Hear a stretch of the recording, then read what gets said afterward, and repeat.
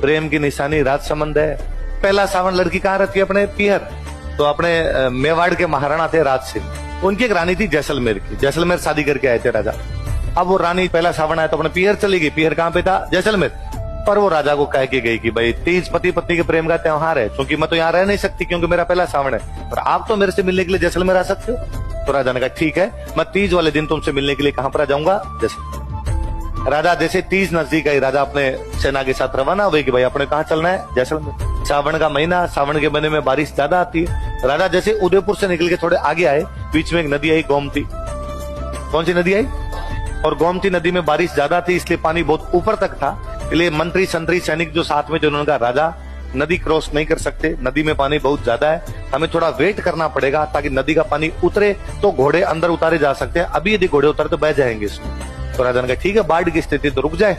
राजा रुक गया गोमती नदी के पास, लेकिन बाढ़ थमी नहीं, बारिश थमी नहीं, गोमती रुकी नहीं। इसलिए राजा आक्रोश नहीं कर पाए। इसलिए राजा तीज पर अपनी रानी से मिलने के लिए, और राजा को बड़ा फील हुआ कि यार मुझे तीज पर जाना था लेकिन मैं गोमती की वजह से रुक गया। किसकी वजह से रुक गया?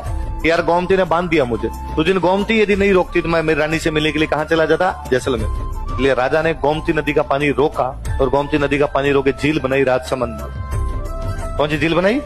राजा ने झील बनाई, राज सिंह ने बनाई, इसलिए नाम क्या है? राजसमंद। कौन सी नदी का पानी रोक के? इसका मतलब है गोमती में जैसे एक्स्ट्रा पानी होगा किधर चला जाएगा? इसलिए गोमती में कभी भी एक्स्ट्रा पानी आएगा नहीं। इसका मतलब गोमती में कभी भी बाढ़ आएगी नहीं। इसलिए मतलब गोमती की वजह से कभी कोई भी रुकेगा। प्रेम की निशानी राजसमंद है। प्रेम की निशानी राजा लगा, मैं मेरी रानी से मिल नहीं पाया था, आइंदा से कोई भी इस प्रकार से कोई भी बंदा अपनी पत्नी से बिना मिले गोमती की वजह से तो कम रुकेगा